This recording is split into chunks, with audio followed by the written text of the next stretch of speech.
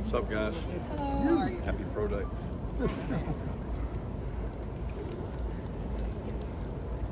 Kirby, what about this group? I mean, it seems like every year we're looking at double-digit guys working out in front of all the teams. And what do you think these guys are going to go? They've been a part of a really good run. I think most of them have been part of the 46 of the last 48 games. They've come out on top, and there's a reason why we won those football games. You have good football players, and that usually equates to that. All of these guys played a role in those games. They're tremendous young men, tremendous people. They've worked really long, a lot of them 22, 23 years towards this day and this goal, and this is a small step in that direction. And most of these guys performed at the combine, so I feel like today's a little anticlimactic in terms of they've already worked out, they've already done their thing. Very few of them are being seen for the first time, but they represent our program the right way. We hope to have a great draft class, and these guys are part of it. You know a lot of these NFL coaches and GMs. What are some of the questions that they're asking when they're assessing the players? The same general ones we get year to year. You know, what's their care factor for football? How important is football to them? Will financial opportunities change them? Are they dependable? Are they good people? And I think more and more the NFL's turning to getting guys that care about football and put team over self. And we try to promote those same things here. How special is this group of DBs, and how do you think they can contribute at the next level? Well, it'll depend on the situation they get put in. I think they're all very versatile. They can all play safety. They can all play star. They can all probably play corner. At least a couple of those guys have done that in their careers. So, it's a great group. I feel like we say that every year. I mean, we're going to have another group next year of defensive backs that have an opportunity. So we got to keep replacing them. That's the hard thing. And it makes it a lot tougher when there's two third-year juniors coming out. It's much tougher to replace. What kind of feedback do you get from NFL GMs and coaches when you have the opportunity to meet with them here about how Georgia prepares guys for the league? They're very appreciative for the way that we push our players and the way we practice. And they really like the transparency with which they come to workouts. And not a lot of fluff here. They come in, they get their work done. Our pro day probably faster than anybody in the country. We got more players working out than anybody in the country, but we're very efficient and organized, and I think it's a business, which they are. They appreciate that. It's been like watching Latin hockey, just his draft stock rise this offseason. Obviously, not surprising because they just found that he's stuck with the program throughout all the years. Just it started from the time that we offered him to now. He's ascended and aspired to be great. Nobody works harder than Latin hockey. I think nobody on our team would say there's a better teammate than Latin hockey. I don't think he's ever said a negative word about anybody. He's just such a good kid, such a hard person to find. He's a great football player on top of that. You talked about some of those intangibles with Lad, but what makes him different as a football player? In and out of breaks. His ability to separate is probably one of his key things. In the NFL, there's less touching. You're able to run routes, and that's going to be advantageous for him. He can come in and out of breaks, and I think when they watch him on third down, he's pretty elite on third down and getting open, and that keeps the chains moving. What do you tell NFL teams about what they might be getting in Marius Minsky that are going to the career team? Yeah, I think the 8 career starts is a mistake. I mean, what does that matter if you block Trevon Walker, Nolan Smith, Robert Bill, your whole career? And what does the 8 starts matter? Would you rather have somebody that started 27 games and played against nobody, or somebody that played against first-round draft picks every day in practice? I know which one I'm picking. So he started last year to me. You know, the year before last, he started almost every game in terms of he was in the second or third series. So I think when you look over the history, there's some really successful linemen that have been 3 and out. They didn't start in that many games. But he's uber talented. He works really hard. He's very intelligent. And he's going to play a long time in the NFL. Dipping back to that, there were other SEC coaches that skipped meetings with him, that didn't go to games. You were there.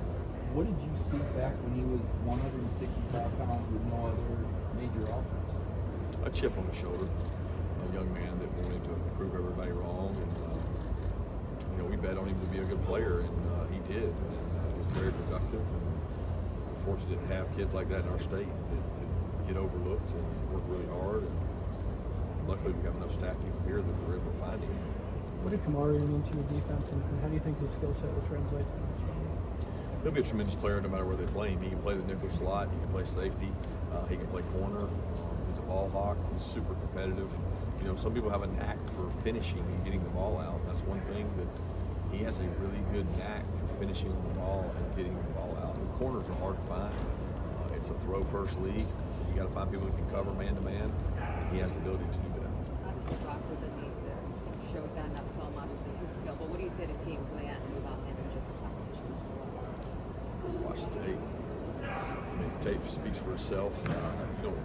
Nobody really asks about Brock. They've already seen it. They've been to our practices. They know what he can do. I mean, I don't think there's a lot of questions about Brock Bowers' toughness or ability. What design low can bring for the team? Toughness, culture builder, extreme effort.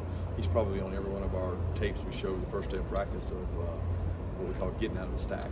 He covers down at a high level. He plays on field goal PAT. He played in punt protection, so he can do a lot of things for a team. Coach, with a guy like William Mote, what did he mean to this team over the past 4 years, and what makes him an NFL caliber long snapper? Yeah, did you ever call his name for a bad snap? That's his job, and he did it. So he did exactly what he was supposed to do. The only time you know who the snapper is or the holder is when they mess up. And he's a tremendous athlete. I think he benched 225 17 times today, so he's a lot stronger than our other players, and he did a great job. What did you know Carson wasn't going to throw today? Just what did you think of Gunnar out there with you guys? I didn't really pay attention to his throw. I didn't even know whether it was Gunnar or Carson. I mean, I'll be honest with you, we've had GA's throw before, so I'm glad that our receivers had somebody with them to throw. When you don't have a quarterback coming out, sometimes that makes it tough. But happy for those guys to get an opportunity. Mikey Smith is a guy that kind of developed in the program out of West Virginia. You talked about his rise, and I guess about the 4-4 number to become a nice player. Yeah, I'm happy for Taki. He's worked really hard. He was, he had a significant injury, and when you have a significant injury, sometimes it takes 2 years to come back from that. He's a guy that the first year back, he wasn't as ready to play as maybe he was this year, and he had an outstanding year this year. He expected to. He ran well, and he's a fierce competitor. He's going to make a good player for somebody. Can you talk about Marcus and how his physicality is going to translate to the next level? Yeah, Marcus Rosemy is one of the toughest kids I've been around. Played through injury, had a horrific injury as a freshman, bounced back from that. A total culture team player, believes in the team first, never complained once about not getting the ball, dominant on special teams, and I think that stuck out to a lot of these coaches here. What have you seen from Brock and just how he continues to recover coming back from surgery? Brock Bowers? Yeah, I think this is more about a soft tissue injury, not about the surgery. I mean, he's over and done from surgery. He's fine. This is about his hamstring. He's tweaked. So I'm excited to see him work out when he does.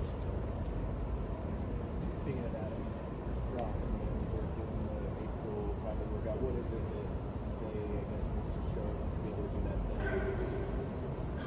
I think they want to be healthy. And so the number one thing is being 100% when you work out. And if they were 100%, they would probably do it today. This is not an extension of the season. This is throughout their training. This is coming up.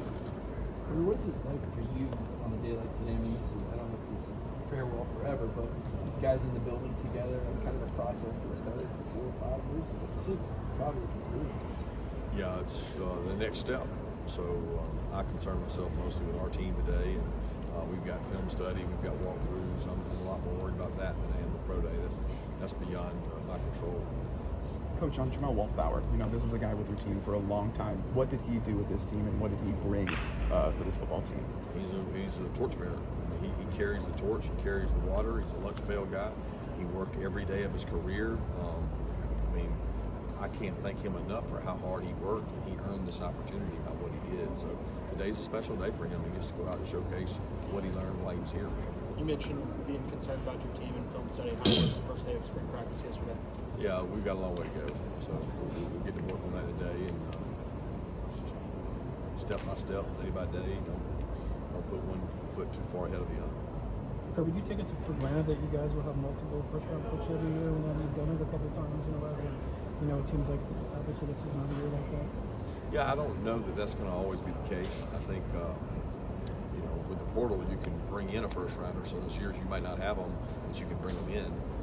But that's not going to go forever. It's just it's been a good run, and we'll continue to recruit well and develop well. And you know, some years you may have 3 or 4 seconds and not a first. And we've had first and not second, thirds. It's just about getting good players and getting them to buy in for each other. I don't get caught up in what round they're in. I want them to go as high as they possibly can.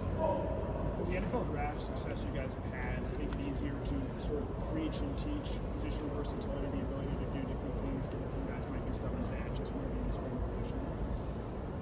I don't know that I understand the question. The ability to play multiple things has really helped guys at the next level. Do you, does that sell itself to guys who might just say, I just want to be a quarterback, I just want to be an edge rusher? Yeah, I've never had anybody say that. I mean, that would be foolish to say, I just want to be one thing when I can do multiple things.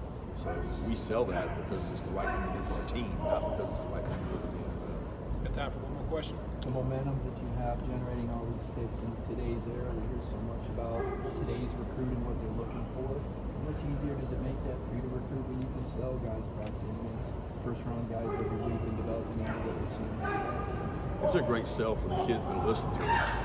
There's a lot of them that want to ask about NIL. They don't want to ask about what your NFL players have done. But I think it's much more important how you develop players than how much NIL you do. Thank you, Coach.